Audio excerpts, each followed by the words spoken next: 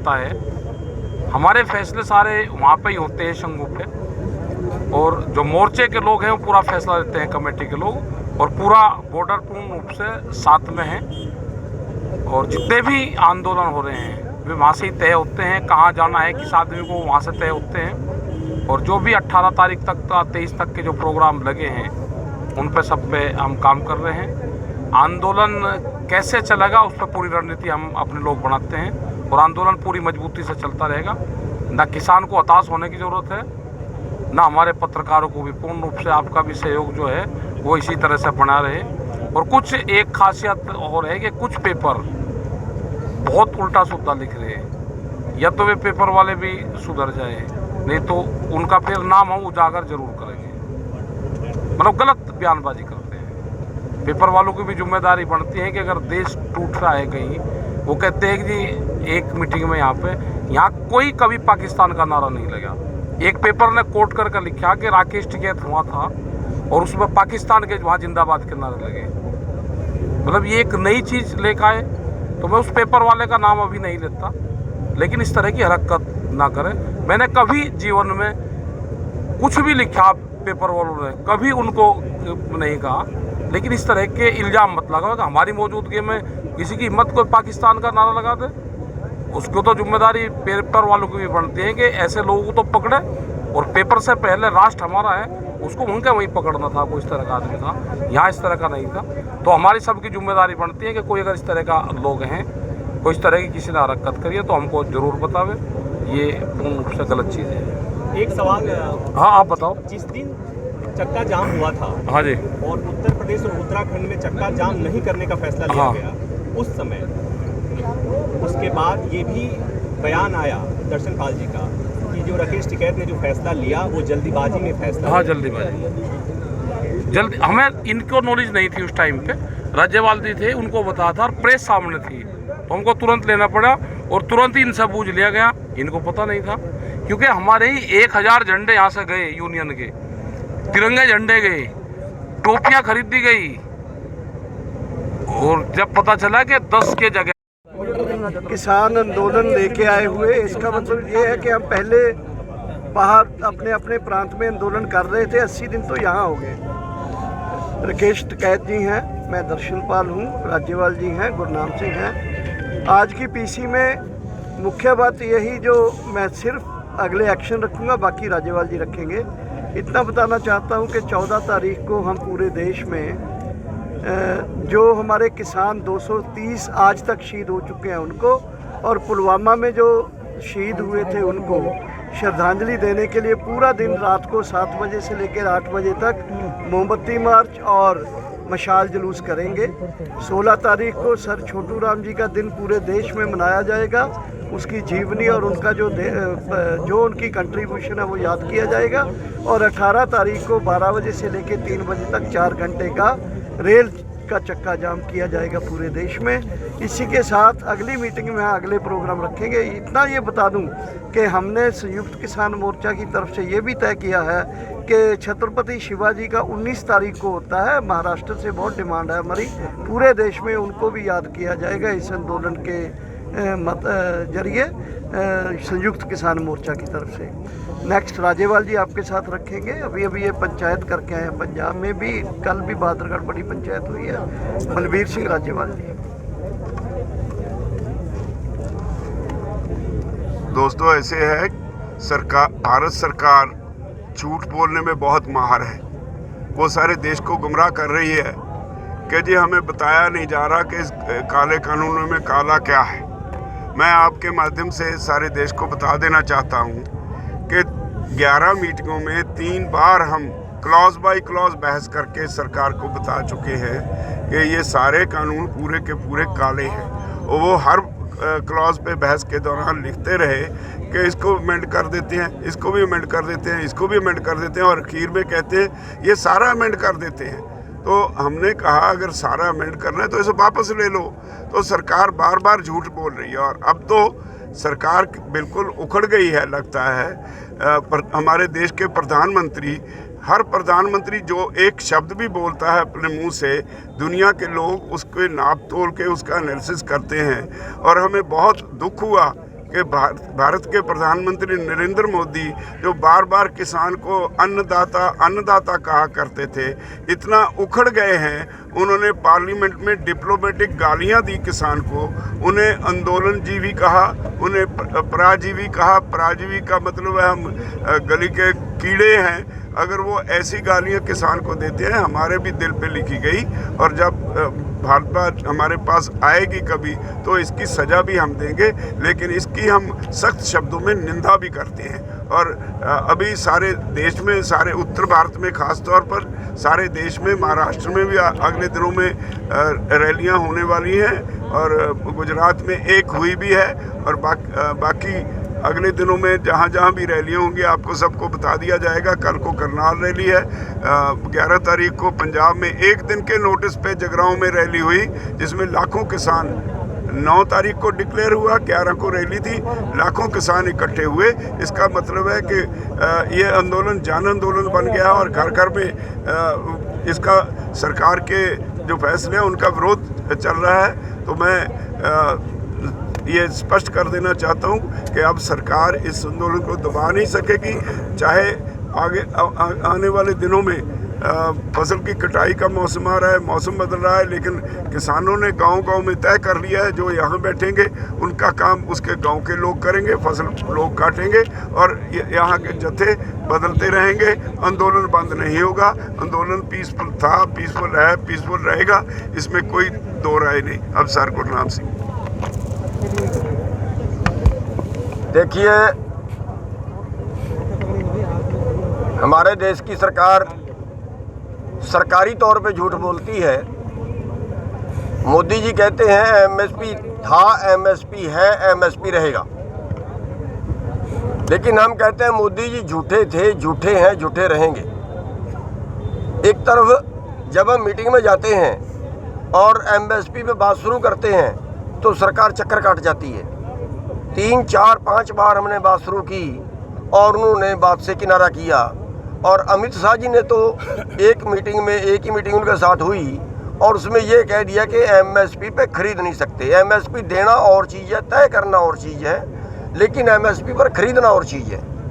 और आज हमें करीब 4 लाख करोड़ रुपया पर साल का नुकसान हो रहा है एमएसपी पे ना खरीद की वजह से। तो एक तरफ वो बयान दे रहे हैं और दूसरी तरफ खरीदने से इनकार कर रहे हैं। और जिस तरह से पंजाब के टावर तोड़ने पे तो बड़ा दुख जताया देश के प्रधानमंत्री ने, लेकिन 225 किसान मर चुके हैं, उन पे उन्होंने कोई दुख नहीं जताया, एक शब्द उनके मुंह से नहीं निकला। और कई यहाँ पे सुसाइड कर गए हैं, उनके लिए भी एक शब्द नहीं निकला। और आज जो यहाँ पे धरने पे हमारा एक बेटा जो शहीद हुआ था 26 जनवरी को, उनका एक जुलूस भी उनके शोक में कह लीजिए यहाँ पे आ रहा है। और हम उनके बारे में मांग करते हैं कि जो 26 जनवरी को उनके साथ घटना हुई है, वो रिपोर्टें ये आई हैं कि गोली लगी है, उसकी जांच की मांग भी करते हैं, उनको शहीद का दर्जा दिया जाए, वो मांग भी करते हैं। और ये आंदोलन तब तक लड़ा जाएगा जब तक हम जीत के नहीं जाएंगे, जब तक हम इस आंदोलन को लड़ते रहेंगे। तो ज़्यादा बात ना करता हूँ, आगे राकेश जी बोल।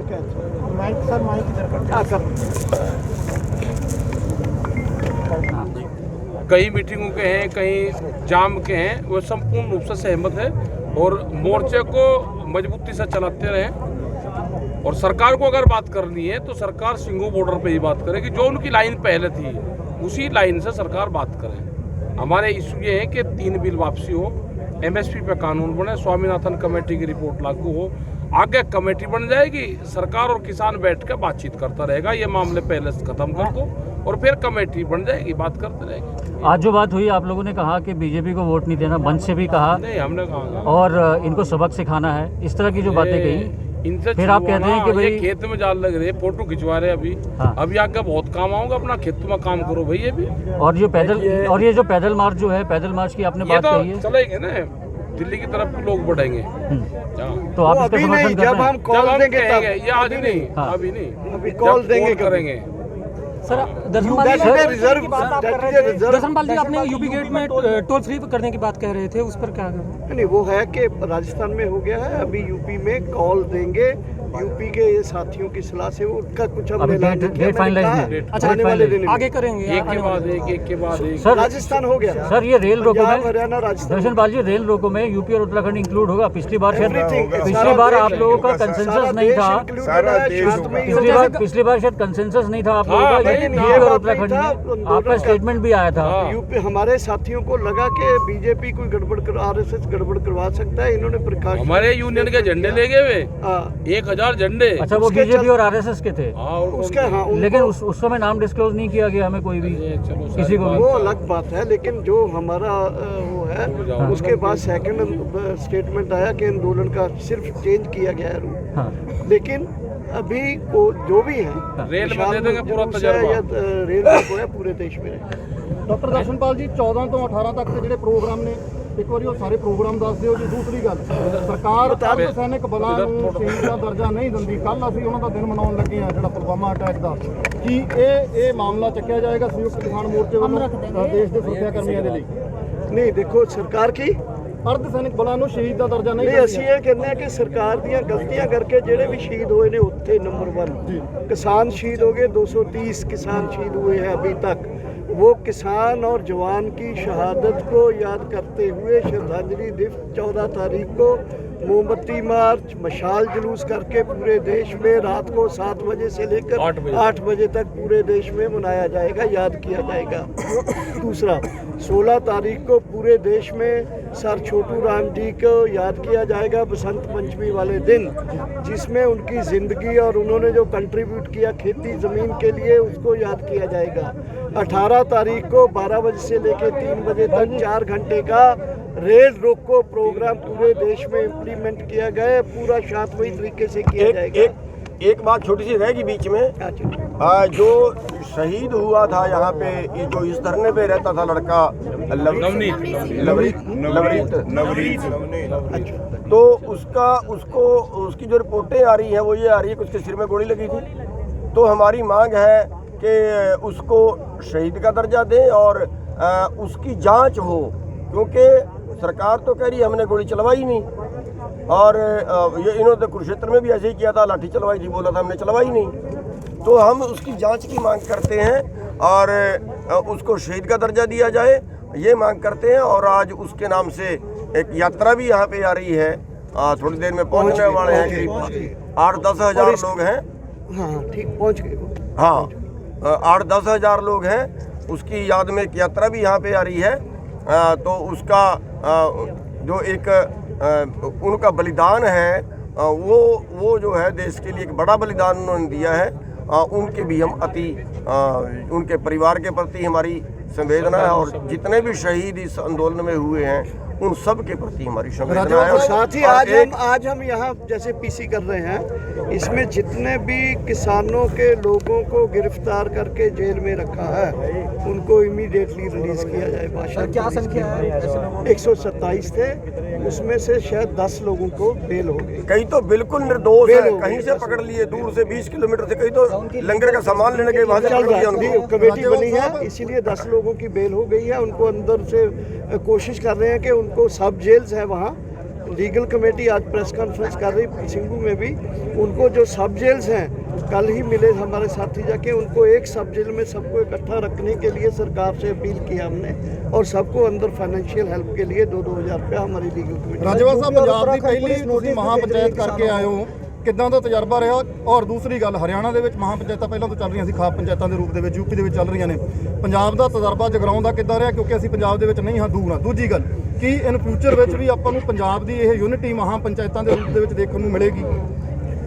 ਜਗਰਾਉਂ ਇੱਕ ਦਿਨ ਦੇ ਨੋਟਿਸ ਤੇ ਲੱਖਾਂ ਕਿਸਾਨ ਇਕੱਠੇ ਹੋਏ।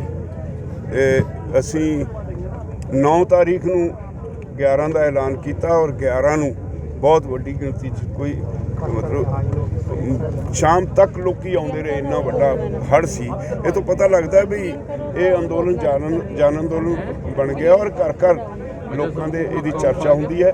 ਹਰ ਕੋਈ ਇਸ ਅੰਦੋਲਨ ਦੇ ਨਾਲ ਜੁੜ ਗਿਆ, ਇਸ ਕਰਕੇ ਬਹੁਤ ਸਫਲ ਰਿਹਾ। ਰਾਜਾ ਸਾਹਿਬ ਇੱਥੇ ਆ ਕੇ ਪਹਿਲਾਂ ਕਿਵੇਂ ਲੱਗਿਆ? ਤੁਸੀਂ ਪਹਿਲੀ ਵਾਰੀ ਸ਼ਾਇਦ ਵਿਜ਼ਿਟ ਕੀਤਾ ਗਾਜ਼ੀਪੁਰ ਮੋਰਚੇ ਦੇ ਵਿੱਚ ਜਾਂ 26 ਤੋਂ ਬਾਅਦ 26 ਤੋਂ ਬਾਅਦ ਦੀ ਗੱਲ ਕਰਦੇ ਆਪਾਂ। ਨਹੀਂ ਉਹਦੇ ਬਾਅਦ ਆਇਆ ਮੈਂ ਤੀਸਰੀ ਵਾਰੀ ਆਇਆ। ਤੁਹਾਡਾ ਉੱਥੇ ਸਿੰਘੂ ਮੋਰਚੇ ਦਾ ਜਿਹੜਾ ਕੁੰਡਲੀ ਬੈਰੀਅਰ ਦਾ ਉੱਥੋਂ ਦਾ ਜਿਹੜਾ ਡਿਸਪਲਿਨਰੀ ਕਮੇਟੀ ਆ ਬਹੁਤ ਜ਼ਬਰਦਸਤ ਕੰਮ ਕਰ ਰਹੇ ਨੇ ਵਲੰਟੀਅਰ। ਕੀ ਅਸੀਂ ਕੋਈ ਇਦਾਂ ਦੇ ਟ੍ਰੇਨਿੰਗ ਪ੍ਰੋਗਰਾਮ ਦੇਵਾਂਗੇ ਇੱਥੋਂ ਦੇ ਵਲੰਟੀਅਰਸ ਲਈ ਤਾਂ ਕਿ ਇਹ ਉੱਥੋਂ ਦੀਆਂ ਚੀਜ਼ਾਂ ਇੱਥੇ ਇੰਪਲੀਮੈਂਟ ਕਰ ਸਕਣ? हाँ ये सारा डिस्कस करके जिस जो कमी होगी वो अच्छे दूर कर देंगे, कोई दिक्कत नहीं। ये अभी नेशनल चैनल वाले किसी ने नहीं लिया, वो लेना चाहते हैं, वो छोटे वाले लिया है, तो ये कह रहे हैं कि सभी लोग बैठ रहे हैं, 5 मिनट को लेंगे सभी लोग। आ जाओ ले लो अब आप हमें थोड़ी देर के लिए आप प्लीज हाथ जोड़ करके। अरे अपने आप कर लें। इसको शहीद भी हुए, उसके साथ एक और साथी भी शहीद हुए। 125 के करीब किसान लीडर जेल में हैं और कोई 27 के करीब किसान जो हैं अभी भी अनट्रेसेबल हैं, गुम हैं, वो मिसिंग हैं। तो इस पूरे आंदोलन में जो हमने अपनी डिमांड 4 ही मुख्य रखी थी, आपको मैं रिपीट नहीं करना चाहता, और इसमें हमने जो आने वाले दिनों के बारे में प्रोग्राम रखा है वो आपसे शेयर करते हुए वैसे शेयर कर लिया होगा। उसमें यह है कि 14 तारीख को हम पूरे देश में वो हमारे 230 के करीब किसान जो शहीद हुए हैं और जो पुलवामा में सरकार की गलतियों के कारण जो शहीद हुए जवान हैं, किसान और जवान को श्रद्धांजलि देने के लिए पूरे देश में गांव और शहरों में 14 तारीख को मशाल जुलूस और कैंडल मार्च जो हैं वो किए जाएंगे 7 बजे से लेकर 8 बजे तक। 16 तारीख को पूरे देश में अपने सर छोटू राम जी की याद में पूरा दिन जो है उनको जिला स्तर में और तहसील स्तर में, ब्लॉक स्तर में मीटिंग्स करके बड़ी बड़ी हरियाणा के थे वो, उन्होंने किसानों के लिए बहुत योगदान किया उनकी ज़िंदगी के बारे में, और उन्होंने जो कंट्रीब्यूट किया किसानों के बारे में उसके लिए बड़ी बड़ी मीटिंग्स की जाएंगी। 18 तारीख को दोपहर 12 बजे से लेकर शाम 3 बजे 4 घंटे के लिए पूरे देश में रेल का चक्का जाम किया जाएगा। और इसके साथ ही आप जैसे जानते हो कि पूरे दिल्ली के इर्द गिर्द चारों तरफ बड़ी बड़ी किसान पंचायतें हो रही हैं जो लगातार जारी हैं। कल भी करनाल के इंद्री में है, कल होके हटी है बहादुरगढ़ में और बेलारी में।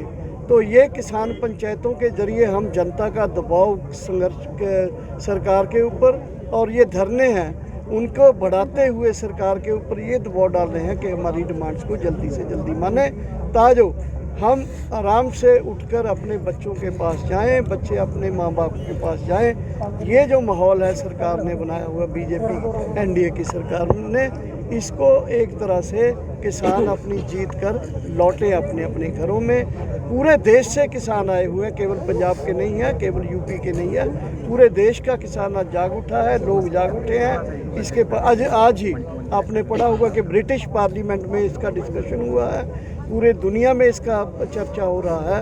तो इसके लिए हम ये आपको ये आपके मीडिया के जरिए फिर सेंट्रल गवर्नमेंट को ये कहना चाहते हैं कि आंदोलन हमारा आगे बढ़ रहा है। इस आंदोलन की तपिश को, गर्मी को समझे सरकार और किसानों की डिमांड्स को माने। सर आज आपने धन्यवाद। राज्यवाद। अच्छा ऐसे है सरकार बार बार सारे देश को गुमराह कर रही है कि हमें बताया नहीं जा रहा कि इन कानूनों में काला क्या है। हम 3 बार इन 11 मीटिंगों में 3 बार क्लॉज बाय क्लॉज बहस करके हम सरकार को बता चुके हैं इसमें काला क्या है, और हर क्लॉज पे सरकार कहती रही इसको अमेंड कर देते हैं, इसको अमेंड कर देते हैं, इसको अमेंड कर देते हैं। और एक बार तो यहाँ तक सरकार ने कहा अच्छा इतना अमेंड करवा लो इसमें कुछ भी ना रहे, तो हमने कहा तो इसको रखने का क्या फ़ायदा है, इसको वापस ले लो। तो सरकार देश को गुमराह कर रही है, बार बार झूठ बोल रही है। और अब तो इस बात का बेहद अफसोस है, हम देश के प्रधानमंत्री के एक एक शब्द पे दुनिया गौर करती है। प्रधानमंत्री ने पार्लियामेंट में जिस तरह से किसानों को डिप्लोमेटिक गालियां दी, किसानों को परिजीवी कहा, किसानों को आंदोलनजीवी कहा, किसानों के इस आंदोलन की निंदा करने के लिए सब हदें पार कर गए, उसकी देश के सारे किसान निंदा करते हैं। और हम समझते हैं कि हमारे प्रधानमंत्री उखड़ गए हैं, उनको मर्यादा का ख्याल भी नहीं रहा।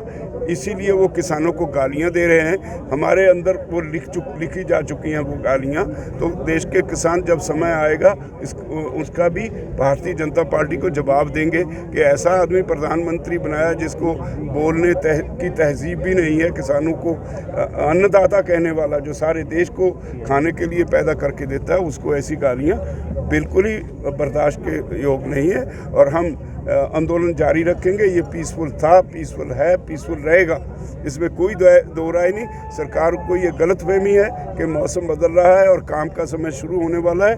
इस मौसम का हमारे ऊपर कोई असर नहीं। गांव-गांव पंचायतें हो रही हैं और ये तय हो चुका है कि यहाँ लोग जो बैठे हैं उनका काम पीछे बैठे किसान करेंगे और जब ये वापस जाएंगे इनकी जगह और किसान आ जाएंगे। ये कंटिन्यू करेगा। दुनिया को कोई ताकत किसान को ऐसे निराश करके भेजने की हिम्मत नहीं रखती। हम पीसफुली यहाँ बैठे रहेंगे और आंदोलन जारी रहेगा जब तक हमारी मांगे पूरी नहीं होती। गुरनाम सिंह जी। देखिए,